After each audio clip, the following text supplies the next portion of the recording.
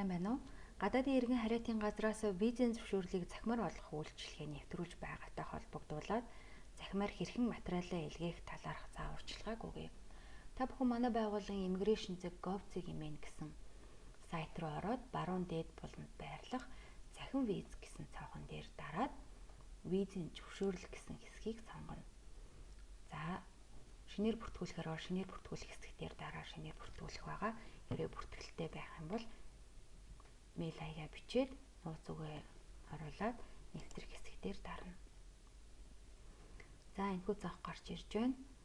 За визийн зөвшөөрлийн ангиллаа сонгоно.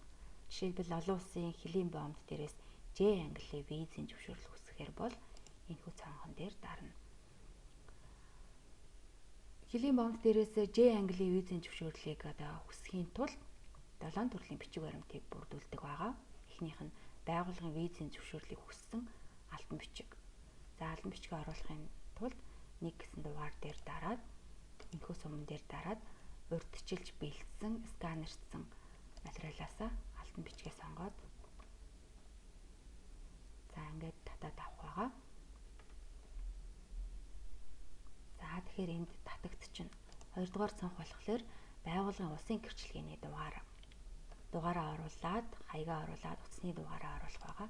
3 дугаар цонх тусгай зөвшөөрлөлтөөр үйл ажиллагаа эрхэлдэг бол энд оруулна. Зөвшөөрөл байхгүй бол нөхөх шаардлагагүй. За дөрөвт паспортын хуулбар оруулах байгаа. Нэг паспортын хуулбар байвал энэ дээр зарна. За 2 паспорт байвал 2 гэсэн тоон дээр дараад ингээд эдгээр асуулгуудыг бөглөөд эндээс паспортын хуулбараа татаж оруулнаа. За 5 дугаар цонхон дээр Болон банкны энэ дансанд тушаасан хэмтгтийн хураамжийнхаа хуулбарыг татаж оруулна. 6-ад нь хүсэлт гаргагч иргэний мэдээлэл энд бөглөх байгаа. 7 дугаар нүдэн дээр эрх буцах билетийн хуулбарыг энэ хүмүүдэн дээр дарж за ингээд татаж оруулах байгаа. За ингээд энэ бүхнийг бөглж дуусныхаа дараа та илгээх товчон дээр дарна. Энэхүү зааварчилгааг уншиж танилцаад энэ хоёр дөрвөлжиннүүдийг чагтлаад за тэгээд энэ цонхон дээр дарах байгаа. За мэдээлэл амжилттай очлоо гэж байна.